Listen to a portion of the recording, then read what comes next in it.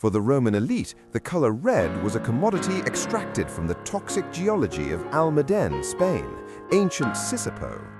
Here, condemned laborers mined cinnabar, natural mercury-2 sulfide, in conditions so lethal that a sentence to the pits was effectively a delayed execution. Pliny the Elder recorded that Rome imported 10,000 pounds of this heavy ore annually under heavy guard to process into pigment. Yet this natural mineral was often impure, chemically unstable in direct light, and strictly constrained by finite geological veins. The technological breakthrough arrived in the 8th century, likely within the Jabirian corpus of alchemy. Artisans discovered that mechanically grinding liquid quicksilver with yellow sulfur produced a black amorphous sludge known as Ethiops mineral, beta-mercuric sulfide. The critical engineering step was sublimation, heating this black mass in a sealed retort until it vaporized. Upon striking the cool upper clay, the gas underwent a phase transition into the alpha crystalline structure, depositing as brilliant red needles of synthetic vermilion. Synthetic vermilion completely destabilized the pigment market. Unlike the variable natural ore, this manufactured crystal offered a consistent high chroma scarlet that defined the Renaissance. Masters like Titian utilized its opacity to anchor compositions, despite the pigment's known tendency to darken if exposed to unvarnished light. Before modern cadmium red emerged in 1910, the entire history of Western art relied on this hazardous sublimation of mercury to convey authority and divinity. While the Romans depleted the Almaden reserves for inferior natural ore, the true pigment revolution emerged from the 8th century laboratories of the Islamic Golden Age, specifically within the Jabirian corpus. These texts, attributed to Jabir ibn Hayyan, established the sulfur-mercury theory, postulating that all metals were derived from varying stoichiometric ratios of these two parents. This theoretical framework moved pigment production from mere extraction to active chemical synthesis, incentivizing the direct artificial combination of quicksilver and brimstone to surpass nature's purity.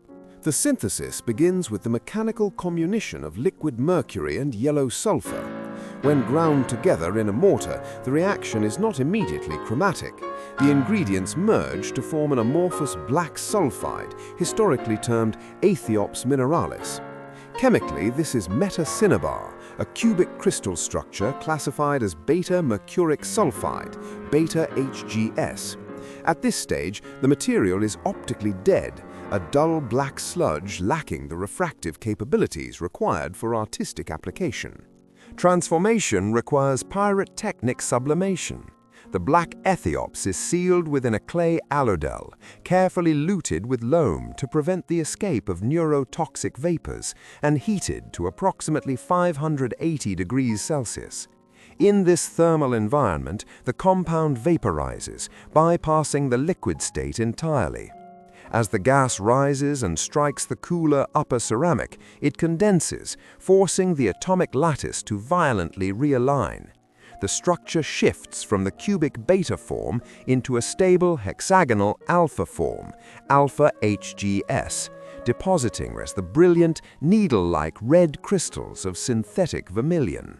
The immediate product of sublimation is not the fine powder of the artist's palette, but a crystalline cake requiring rigorous mechanical processing. This stage, known as levigation, involves wet grinding the sublimate to manipulate its optical properties. The chromatic intensity of vermilion is inversely proportional to its particle size. Coarse grinding yields a dull bluish-red hue, while exhaustive milling increases the surface area for light scattering, shifting the reflectance toward a fiery high chroma orange. This phenomenon relies on preserving the integrity of the hexagonal crystal lattice, specifically the alpha-mercuric sulfide structure, which defines the pigment's characteristic refractive index of 3.0. Despite this engineered brilliance, synthetic vermilion retains a catastrophic chemical vulnerability. Underexposure to high-energy photons, particularly ultraviolet light or the presence of halogen salts, the red alpha phase lattice destabilizes. It spontaneously reverts to its primordial, low-energy beta phase, black metacinnabar. This photo-darkening effect plagued Renaissance frescoes, where the pigment was exposed to air. Consequently, masters like Titian learned to lock the toxic sulfide inside multiple oil glazes, using the medium itself as an oxygen barrier to arrest this entropic decay. By the Quattrocento, the alchemical curiosity had evolved into a standardized commodity controlled by Venetian vendicalori, who supplied the entirety of Europe with refined synthetic vermilion. Unlike natural cinnabar, which required labor-intensive extraction from the toxic geological strata of Almaden or Idria, the sublimed pigment offered a predictable, albeit lethal consistency crucial for the expanding art market. Cennino Cennini, in his seminal Il Libro dell'Arte, circa 1400, codified the handling of this substance, advising that the crystals be ground in clear water for extended periods to maximize chromatic brilliance. Yet he strictly prohibited its admixture with biaca, or lead white. The free sulfur in vermilion reacts aggressively with lead carbonate to precipitate lead sulfide, a black compound that would irrevocably destroy the pristine luminosity of a fresco. To further combat the entropic darkening of the alpha phase crystal, Renaissance masters instituted a defensive optical stratigraphy. Painters like Titian and Raphael rarely exposed pure vermilion to the atmosphere.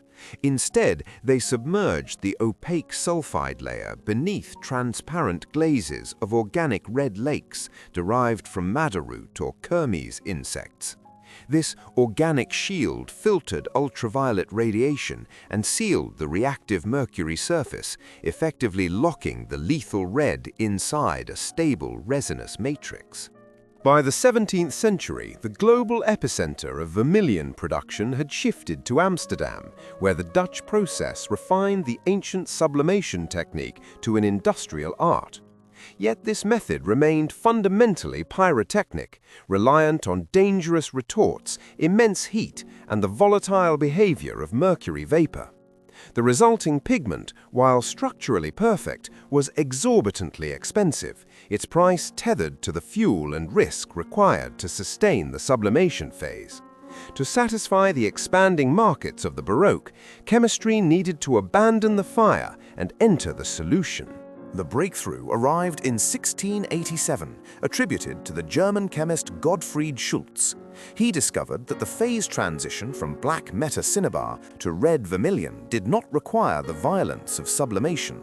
Instead, he introduced a wet process, digesting the black sulfur mercury sludge in a caustic solution of potassium hydroxide or ammonium sulfide. Under moderate heat and constant stirring, the black amorphous mass would miraculously brighten, restructuring its crystal lattice in the liquid state. This was no longer alchemical magic, but chemical engineering. The wet process yielded a pigment of uniform particle size and a distinct fiery orange cast, differing subtly from the cool bluish undertone of the dry sublimed variety. Crucially, it was faster and cheaper. This innovation transformed vermilion from a luxury comparable to gold into a standard industrial commodity. The toxic red was now accessible not just to the master painter, but to the house decorator and the printer, flooding the visual world with a brilliance that concealed its lethal nature. By the 19th century, industrial production made vermilion ubiquitous, yet it harbored a latent molecular defect. While the wet process ensured purity, the pigment remained photochemically active. High-energy photons excite electrons across the band gap, triggering a gradual phase reversion to black metacinnabar or beta HGS. This degradation was accelerated by residual alkali halides, salts left over from the manufacturing process, turning the vibrant robes of Renaissance saints into dull metallic grays within museum galleries. The solution lay hidden in zinc ore impurities. In 1817, Friedrich Strohmeyer, inspecting Hanoverian pharmacies, isolated a new element from zinc carbonate, cadmium, initially yielding only a brilliant yellow sulfide, CDS. This discovery signaled the obsolescence of mercury-based pigments. Unlike the volatile mercury-sulfur bonds, the cadmium crystal lattice offered a robust thermodynamic stability that defied the degrading effects of sunlight and atmospheric oxidation. The usurpation was completed in 1910 with the introduction of selenium. By calcining cadmium sulfide with selenium, chemists forced a lattice substitution, replacing sulfur atoms to shift the absorption spectrum from yellow to deep red. The resulting cadmium selenosulfide, CDSE, matched vermilion's optical intensity but possessed total insolubility. For the first time, artists could deploy a brilliant red that would not chemically betray them to time. By 1919, the commercialization of cadmium red, designated pigment red 108, finally broke the hegemony of mercury sulfide. This new selenide compound offered high opacity and brilliance without the fatal instability of its predecessor. Unlike the metastable hexagonal lattice of vermilion, which thermodynamically favored a reversion to black metacinnabar, cadmium selenide proved chemically inert to atmospheric sulfur and light. Consequently, the industrial production of vermilion collapsed, effectively ending a 12th-century manufacturing tradition that had originated in the retort furnaces of the 8th century. Pigment red 106 was relegated to the status of a restricted hazardous substance, used only in high-stakes forgery detection and museum-grade restoration. Today, the legacy of the Jabirian Protocol survives strictly within climate-controlled museum galleries. Conservation scientists now wage a microscopic war against entropy, battling the chlorine-induced photo-darkening identified by researchers Kuhn and Boone in 2005. We now understand that the perfect red of Titian and Rubens is not a static color, but a suspended chemical reaction, a toxic crystal lattice held in check only by the polymerization of linseed oil and the exclusion of ultraviolet light. From the lethal geology of the Almaden mines to the sublimation chambers of Venice, the pursuit of this specific optical frequency drove the evolution of inorganic chemistry. The visual language of the Renaissance was not merely an artistic triumph, but an industrial one, built upon the dangerous manipulation of sulfur and mercury. The glowing robes of art history are effectively stabilized poison, a testament to humanity's obsession with synthesizing the impossible.